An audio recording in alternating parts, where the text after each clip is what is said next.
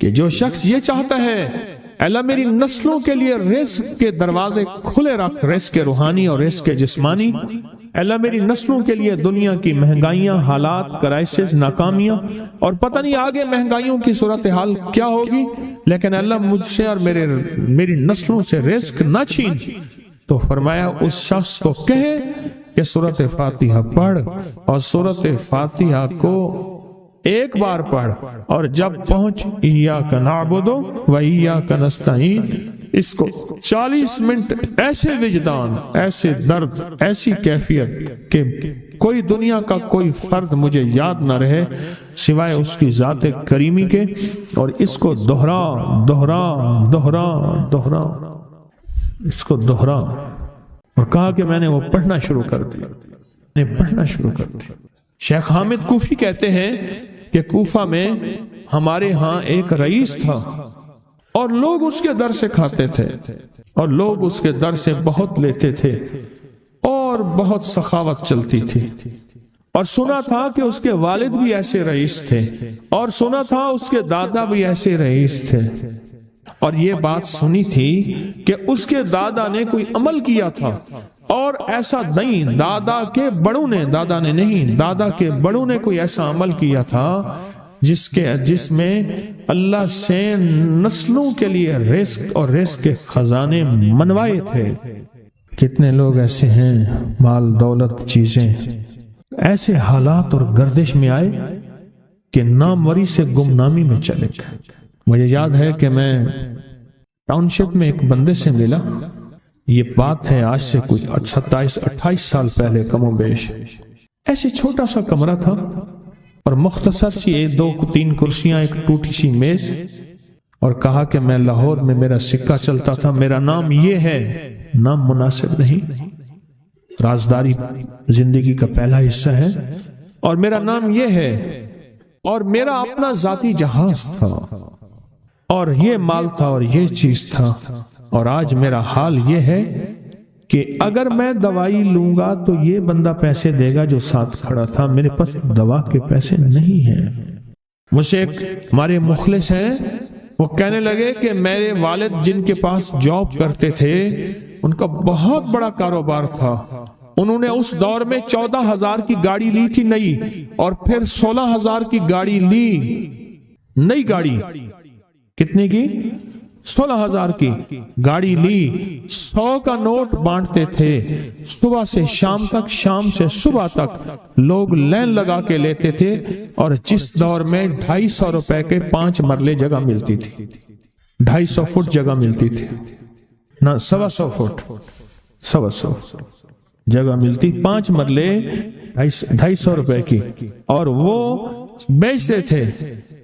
اور پھر ایک وقت ایسا آیا ہر چیز ختم ہو گئی۔ میرے پاس ایک ڈرائیور تھا، وہ کہنے لگا کہ میرے مالک ہیں جن کے پاس پہلے میں کام کرتا تھا، ان کے حالات آ گئے تو میں نے آپ کے پاس آپ کے ڈرائیوری کی، اگر رمضان میں کوئی بچا ہوا لنگر ہو وہ انہیں بلا لوں، آپ دے دیں گے؟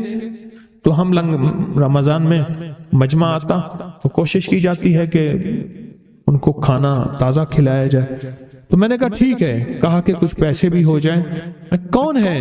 کہا کہ فلاں لاہور کا، نہیں جانتے آپ؟ ہاں جانتا ہوں، اتنی بڑی سوسائٹی ہے، بڑی مالداروں کی۔ کہا یہ 28 مربع جگہ انہی کی تھی، اور آج سے 40 سال پہلے انہوں نے یہ جگہ بیچی تھی، اور اتنے کروڑوں میں اتنے میں بیچی تھی، اب وہ ایک چھوٹے سے مکان میں رہتے ہیں، سب کچھ ختم ہو گیا ہے، سب کچھ ختم ہو گیا ہے، اور ان کے گھر کھانا نہیں ہوتا، اور آپ اگر کھانا دیں گے تو ان کے گھر میں 2-3 وقت اچھا گزر جائے گا۔ میں اپنی نسلوں کے لیے تونگری منوا لے، اپنی نسلوں کے لیے رزق منوا لے، اپنی نسلوں کے لیے وسعت منوا لے۔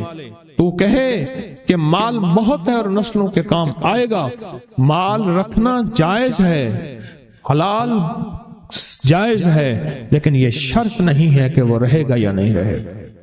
یہ میری ساتھ چوک ہے، یہاں کرتبہ چوک، یہاں 2 پلازے مجھے ایک بندے نے بتائے، اب اس کے نہیں ہیں، کہا یہ اور یہ اس بندے کا ہے، فلاں نام کے بندے کا، اور اس کا آج کچھ نہیں رہا۔ اب وہ جس کسائی سے گلبرگ میں ہے یہاں لاہور میں، جس سے بہت من و گوشت آتا تھا اور بڑے بڑے رئیس دعوتیں پکتی تھیں، چپ کر کے جاتا ہے اور وہ کچھ پیسے اس کی مٹھی میں ڈال دیتا ہے اور وہ اس سے زندگی کا گزر بسر ہوتا ہے۔ میں یہاں لاہور میں فیروز پور روڈ پہ ایک جگہ گیا تو انہوں نے وہ جگہ پہ کھڑے ہو کے دکھایا، وہ سامنے جو بنگلہ ہے، میں نے کہا وہ تو محل ہے، کہہ رہے یہ اس بندے کا ہے، اب ایک کمرہ اس کو ہم نے دیا ہوا ہے اور وہ بنگلہ وہ محل وہاں وہ کھڑکی اس طرف کی بند رکھتا ہے کہ میری نظر اس پہ نہ پڑے، وہ سب کچھ اس سے چھن گیا ہے۔ سنیں، یاد رکھیں، جو اللہ کے خزانوں سے ملتا ہے وہ تیری جیب سے جا نہیں سکتا، وہ دنیا کی جیبوں اور مالوں سے جو ملتا ہے وہ تیری جیب میں رہ نہیں سکتا۔ یہ جو عمل ہے نا، نسلوں کے لیے رزق منوانا، برکت منوانا، نسلوں کے لیے رزق منوانا، نسلوں کے لیے برکت منوانا، یہ جو عمل ہے، بس اب میں نے آپ کو عرض کیا نا کہ آپ پوچھیں کتنا دن کریں گے، میں نے کہا دل خود بولے گا، من خود بولے گا، اندر خود بولے گا۔ یعنی آپ کو کچھ واقعات سنائے ہیں، بڑی بڑی ہستیوں کے واقعات، بڑی بڑی ہستیوں کے واقعات۔ یہ اس میں سعودی عرب مکہ مکرمہ میں ایک جگہ ہے، اس کا نام خالدیہ ہے سوسائٹی۔ میں وہاں ایک عرب سے ملا، شیخ ابو ترکی اسے کہتے تھے، تو اردو عربی تو مجھے آتی نہیں، بس تھوڑی بہت ایسے شدھ بدھ ہے، تو وہ تھوڑی ہی دیر میں کہتے تھے، ایسے اٹھتے تھے نا، کہتے تھے اللہم ایاک نعبد و ایاک نستعین۔ میری ان سے چند ملاقاتیں ہیں، بوڑھے تھے، بابے تھے، کہ ان کے بڑے آئے تھے، اصل میں خلافت عثمانیہ تھی تو ان کے بڑے ترکیہ سے آئے تھے، تو پھر مکے میں رہتے تو وہیں کے ہو گئے۔ ان کا جو خادم تھا وہ اردو بولنے والا تھا اور انڈیا کا تھا، اس سے میرا تعلق تھا۔ تو میں نے اس سے پوچھا، میں نے کہا تیرا جو ہے یہ بابا یہ کیوں پڑھتا ہے؟ یہ پتہ نہیں، میں سے پوچھ کیوں پڑھتا ہے؟ اس نے کہا جلالی بابا ہے تو کہے گا مجھ سے۔ میں نے کہا میرا کہے؟ اچھا، وہ میرے اشارے دیکھ رہا تھا، تو اس نے عربی سے پوچھا کیا کہتا ہے؟ اس نے ڈرتے ڈرتے کہا کہ جی آپ یہ کیوں پڑھتے ہیں؟ تو بڑا خوش ہو گیا، کہنے لگا پہلا بندہ ہے جس نے مجھ سے پوچھا، آج تو کسی نے پوچھا نہیں، پہلا بندہ ہے جس نے مجھے یہ پوچھا ہے۔ کہا جب ہم چھوٹے تھے ہمارے پاس بہت غربت تھی اور تنگ دستی تھی، تو میرے والد ہمیں بٹھا لیتے تھے اور ہم سورۃ فاتحہ پڑھتے تھے، اور جب پہنچتے تھے نا ایاک نعبد و ایاک نستعین پر، تو پھر اس کو میرے والد کہتے تھے دہراؤ، بہت زیادہ پڑھو، بہت زیادہ پڑھو، بہت زیادہ پڑھو، بہت زیادہ پڑھو۔ کام پڑھتے تھے، بہت زیادہ پڑھتے تھے، بہت زیادہ پڑھتے تھے، اور کہا میرے والد پھر دعا کرتے تھے اور ہم آمین کہتے تھے، اور میرے والد کہتے تھے چلو مبارک ہو، ہمیں جو ہے اللہ پاک وہ فلاں چیزیں، وہ حلاوے، وہ چیزیں کھلائیں گے۔ کہہ رہے ابے کو دیکھتے تھے، ابا جی ہمارے پاس تو پیٹ بھر کے روٹی نہیں ہے، آپ کہتے ہیں اللہ وہ کھلائے گا، وہ کھلائے گا، اور ابا ایسے خوش ہو جاتا تھا۔ کیوں؟ ابے کو یقین تھا کہ سورۃ فاتحہ اس کریم نے قبول کر لی اور میرا کام ہو گیا۔ وَمَن يَتَوَكَّلْ عَلَى اللَّهِ، ہاں میرے بندے میری ذات پہ بھروسہ کر کے دیکھ، میرے قریب آ کے دیکھ، مجھ سے دوستی لگا کے دیکھ تو صحیح، پھر میں کر کے دکھاؤں گا۔ ایک درویش تھے، لوگوں کو اللہ اللہ سکھاتے تھے، ایک جنگل میں جا رہے تھے سفر میں کہیں، تو ایک جگہ جو ہے رات پڑ گئی، ایک درخت کے نیچے قیام کیا۔ جب قیام کیا تو رات کو آنکھ کھلی تو سنا کہ دو بندے آپس میں باتیں کر رہے ہیں، آنکھیں بند ہیں، کان کھلے ہیں، یعنی نیند کھلی ہوئی ہے۔ جاگتے میں آواز آئی، ایک بندہ کہنے لگا اس کو ہم چھیڑیں، تنگ کریں، یعنی کسی بیماری میں، کسی دکھ میں، کسی تکلیف میں، کسی مشکل میں، کسی پریشانی میں، کسی ناکامی میں، کسی الجھن میں اس کو مبتلا کریں، اس کو مبتلا کریں۔ دوسرا کہنے لگا چھوڑ، تجھے اس نے کیا کہا ہے، تو اس کو کیوں تنگ کرتا ہے؟ نہ میں اس کو تنگ کروں گا، ایسے کام جاتے جاتے کسی کو انگلی لگا دی، کسی کے آگے پاؤں کر دیا، پاؤں کے بل گر گیا، کوئی کیا کر رہا ہے؟ بعض لوگوں کا مزاج ہوتا ہے، یہ لوگوں کے مزاج میں کمی ہے، شیاطین کا مزاج ہی یہی ہے، اس لیے جو اس مزاج کا بندہ اس کو شیطان کہتے ہیں۔ عمومی معاشرے میں نا وہ بڑا شیطان آدمی، اس کا کام لوگوں کو تکلیف دینا ہے، تو اس نے کہا اس کو تکلیف نہ دے۔ اچھا یہ اب سن رہا ہے، یہ سن رہا ہے، اس نے کیا کیا؟ دل ہی دل میں شہد اللہ انہ لا الہ الا، یہ قرآن پاک کی 2 آیتیں بغیر حساب تک انمول خزانے میں، قرآن پاک کی آیت ہے، یہ اس نے دل ہی دل میں پڑھ لی، بس ایک دفعہ پڑھ لی دل ہی دل میں۔ جب دل ہی دل میں اس نے پڑھ لی، دل ہی دل میں، جب دل ہی دل میں اس نے پڑھ لی، اب دوسرا کہتا ہے جو نیک تھا، شریف تھا، ایک شریر تھا، انہوں نے کہا اب بتا، تیری اور میری ذمہ داری ڈیوٹی لگ گئی ہے، صبح تک کسی حفاظت کرے، تجھے کہا تھا نہ چھیڑے اس کو، اب تیری میری ذمہ داری لگ گئی ہے کہ صبح تک اس کی حفاظت کرے۔ اس نے کیا کیا؟ بے بس تھا، 2 جنات ہیں، ایک شریف ہے ایک شریر ہے، اور مجھے تکلیف دینا چاہتے ہیں، کیا کریں؟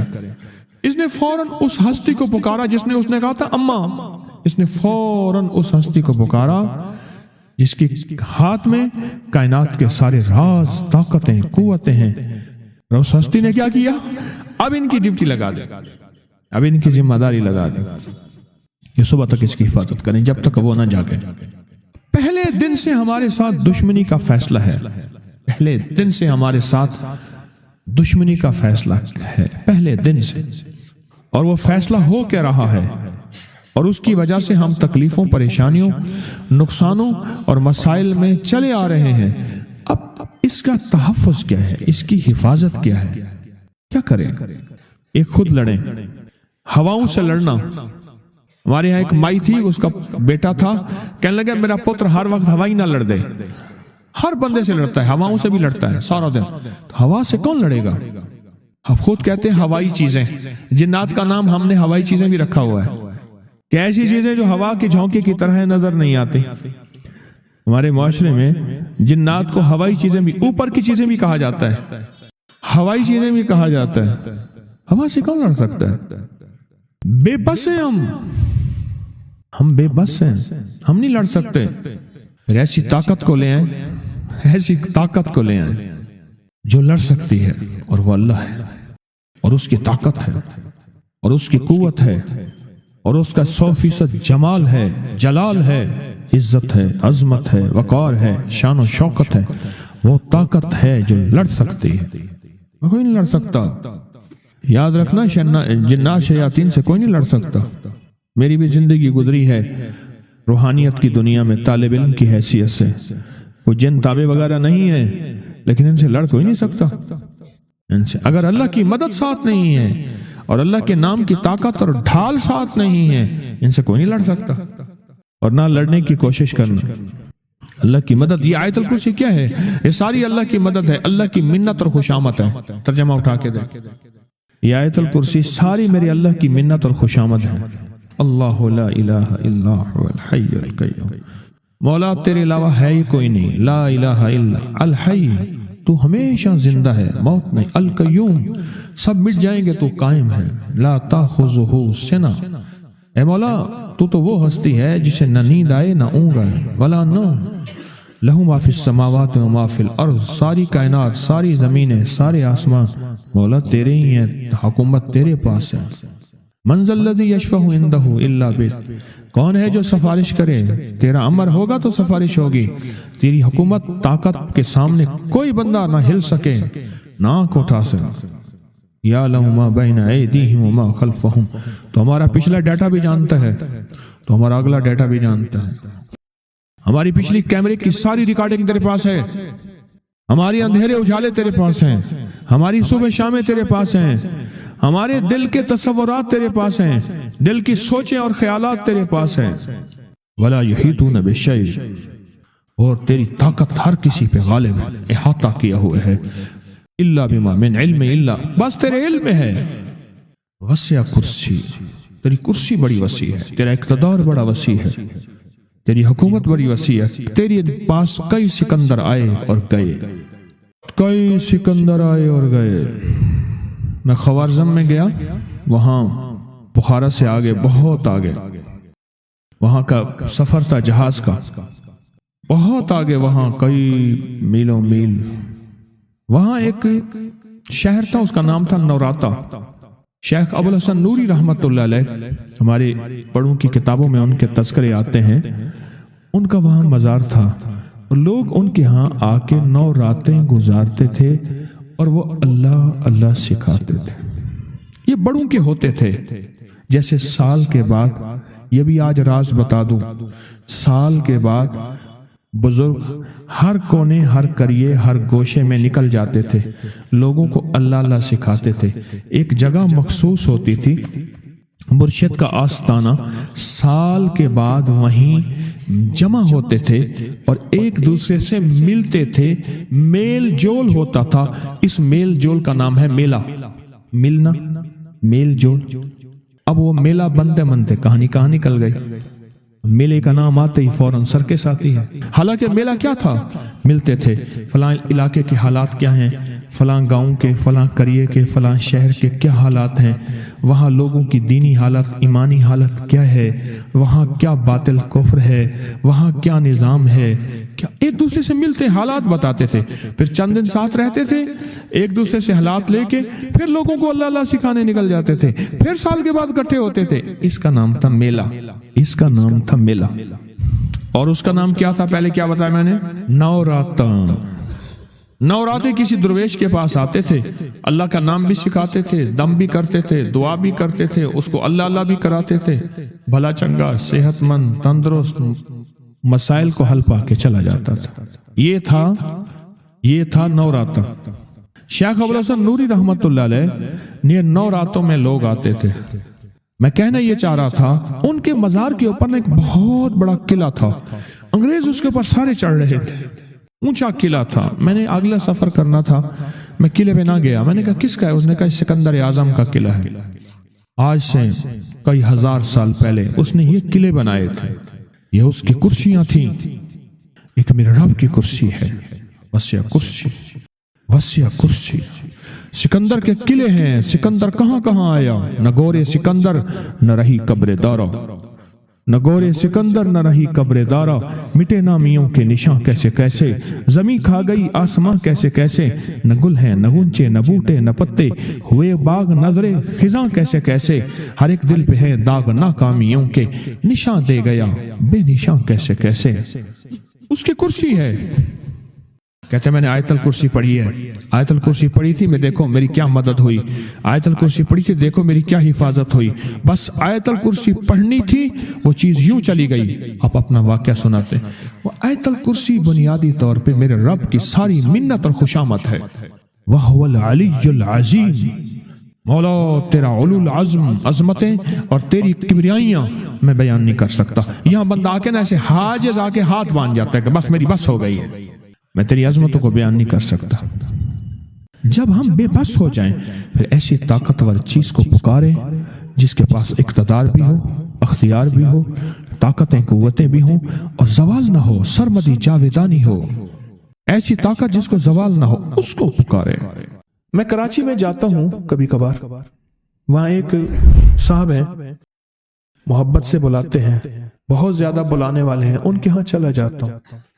میں نے دیکھا تو ان کا بھائی جو ہے ایسے چل رہا تھا تو ہاتھ میں تسبیح تھی. بات تھوڑی کرتا تھا، تسبیح زیادہ پڑھتا تھا. اس کا دبئی میں بہت بڑا کاروبار، جسے کہنا چاہیے بہت بڑا کاروبار دبئی میں. کہنے لگا گاڑی میں جا رہا تھا، کچھ لوگ آئے، گاڑی کا دروازہ کھولا، بیٹھے، مجھے لے گئے. پھر میرے گھر والوں کو مہینوں پتہ نہ چلا. اور اس کے بعد بڑی اذیتوں کے بعد میں چھوٹا. اب وہاں بیٹھ کے پھر اللہ ہی تھا تنہائی میں، اور تو کوئی تھا ہی نہیں. کہا کہ وہ اللہ سے ذکر کرنے اور باتیں کرنے کی ایسی کوئی مجھے عادت سی پڑ گئی ہے. اب لوگ مجھے کہتے ہیں کہ آپ جیل کی اذیتوں کی وجہ سے خاموش ہو گئے ہیں. میں لوگوں کو لاکھ کہتا ہوں، نہیں، وہ مانتے نہیں. جیسے نا بندہ کوئی غم کی وجہ سے بعض اوقات نہ چپ ہو جاتا ہے. وہ کیوں کہتے ہیں؟ اسے چپ لگ گئی ہے. خاموش ہو گیا ہے. تاکہ میں لوگوں کو کہتا ہوں نہیں، میں جیل کی وجہ سے خاموش نہیں ہوں. اس قید نے، اس جیل نے میرے اوپر جو آزمائش بھیجی ہے، اس قید نے اور جیل نے میرے اوپر جو آزمائش بھیجی ہے، اور میں پھر وہاں ذکر کا عادی بنا، دعاؤں کا عادی بنا، تسبیح کا عادی بنا، اعمال کا عادی بنا، اور وہ عادت سی پڑ گئی ہے. اور وہ عادت سی ایسی پڑی ہے کہ بس سارا دن اب اسی میں لگا رہتا ہوں. سارا دن اب اسی ذکر میں اور اسی یاد میں لگا رہتا ہوں. کہیں ایسا نہ ہو ہم بھی اگر ذکر سے غافل ہوئے، تسبیح سے غافل ہوئے، خدا نہ خاصہ ایسی آزمائش آ جائے اور پھر ہم ذکر اور تسبیح اور اعمال کے عادی بن جائیں، اللہ سے عافیت مانگیں.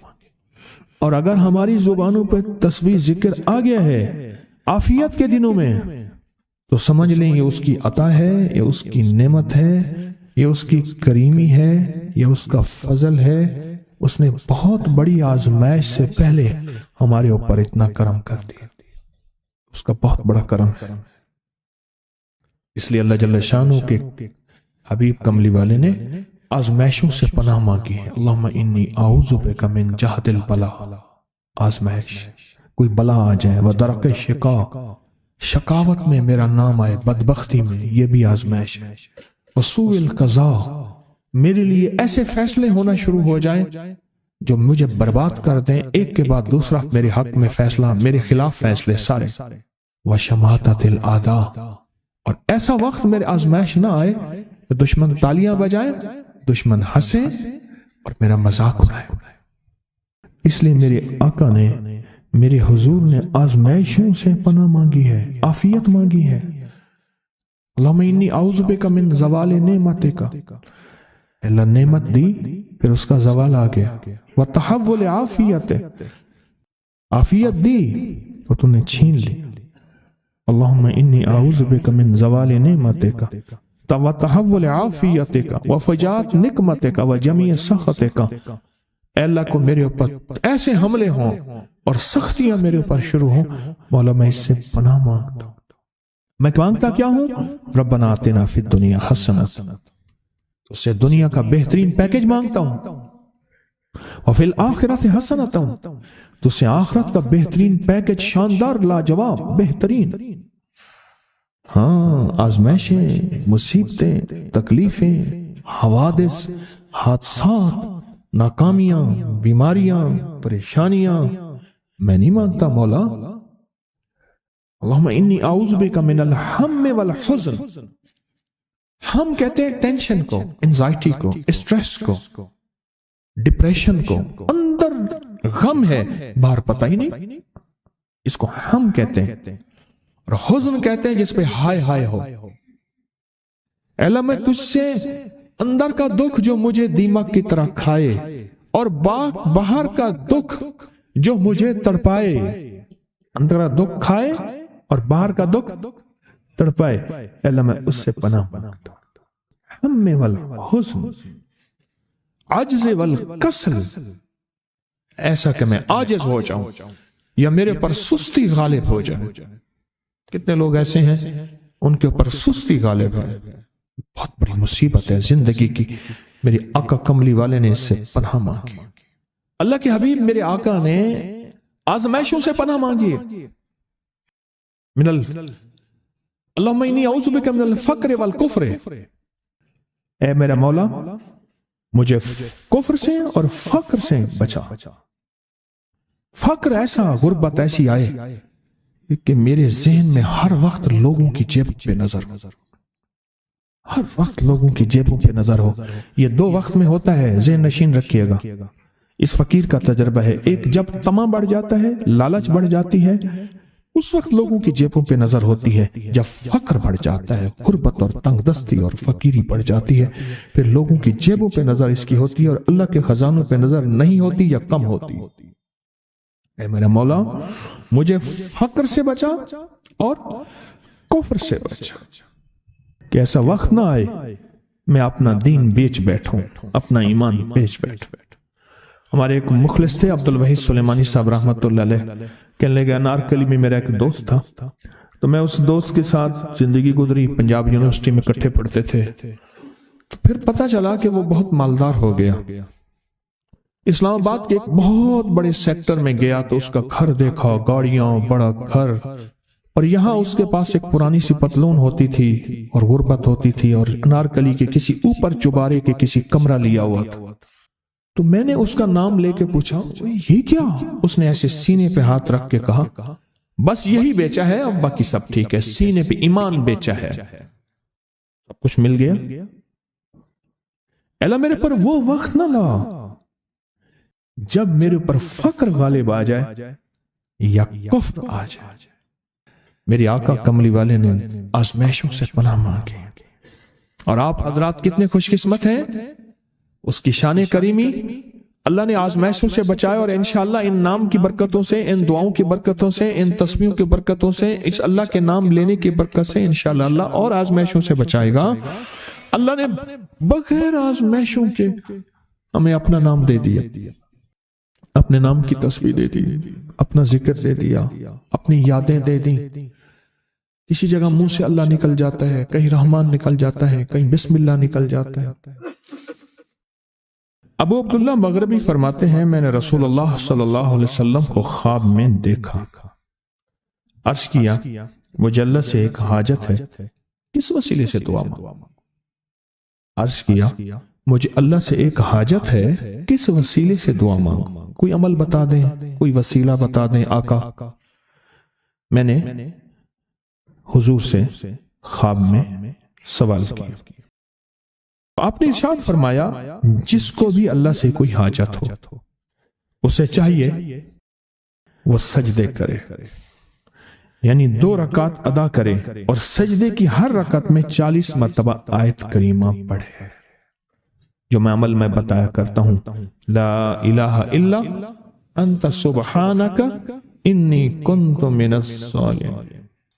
جب بھی کوئی مشکل ہو، الجھن ہو، پریشانی ہو، کوئی تکلیف ہو، کوئی مسئلہ ہو، تو میرے حضور نے فرمایا کہ تو ایسا کر، تو ایسا کر، تو کیا کر، تو نفل پڑھ، ہر رکعت میں سبحان ربی الاعلیٰ کے بعد 40 مرتبہ آیت کریمہ پڑھ، اور پڑھ ایسے ڈوب ڈوب کے، مانگ مانگ کے، گڑ گڑا کے، بھیکاری محتاج سائل اور منگتا بن کے پڑھ۔ اور حدیث میں آیا کہ کوئی مصیبت زدہ اس کو نہیں پڑھتا جس کی مصیبت دور نہیں ہوتی۔ آیت کریمہ کو فرمایا کوئی مصیبت زدہ اگر پڑھ لے اس کی مصیبت دور ہوتی ہے۔ اور ایک اور حدیث میں ہے کہ کبھی ایسا نہیں ہوا کہ کسی مسلمان آدمی نے کسی چیز کے لیے اسے پڑھا ہو اور اس کی دعا قبول نہ ہوئی ہو، اور اس کو ترمذی اور نسائی نے روایت کیا ہے۔ میرے آقا فرماتے ہیں کہ میں جب شب معراج میں میرا ایک شخص پر گزر ہوا جو نور عرش میں چھپا ہوا تھا، عرش کے نور میں اتنا ڈوبا ہوا تھا، خود چھپا ہوا تھا عرش کے نور میں۔ میں نے پوچھا یہ کون ہے، یا کوئی فرشتہ ہے؟ فرمایا نہیں۔ میں نے کہا تو پھر یہ کون ہے؟ فرمایا ایک انسان ہے، جب دنیا میں تھا تو یاد خدا اسے اس کی زبان پر تر و تازہ رہتی تھی، اس کا دل مسجد میں لگا رہتا تھا، آج اللہ کے حضور یہ نور عرش کے نور میں اتنا ڈوبا ہے کہ خود چھپ گیا۔ 2 چیزوں کی وجہ سے، ایک اس کی زبان ہر وقت اللہ کی یاد سے تر و تازہ رہتی تھی، جو دم غافل سو دم کافر، میں نے مرشد سبق پڑھایا ہو۔ حضور کہتے ہیں میں مرشد کے پاس گیا، میں نے کہا حضرت کو نصیحت فرما دیں۔ فرمایا میری نصیحت یہی ہے جس دم غافل ہوگا سمجھ لے وہ دم تیرا کافر ہے، اور کافر کے معنی اصل ہیں انکار کے، وہ تیرا دم اللہ کے ساتھ جڑا ہوا نہیں ہے۔ فرمایا ذکر کرنے والوں کی مثال زندہ کی ہے اور ذکر نہ کرنے والوں کی مثال مردہ کی ہے۔ حضرت خالد بن ولید نے فرمایا ایک طرف ہزاروں تھے اور فرمایا مجھے چند دے دیں۔ تو پوچھا آپ کو چند کیوں دیں؟ کہا وہ سارے مردہ ہیں، وہ کلمہ پڑھنے والے نہیں تھے، وہ سارے مردہ ہیں، مجھے چند کلمہ پڑھنے والے دے دیں، یہ سارے زندہ ہیں اور یہ غالب آئیں گے۔ اور یہی ہوا، اور یہ کلمہ پڑھنے والے غالب آ گئے۔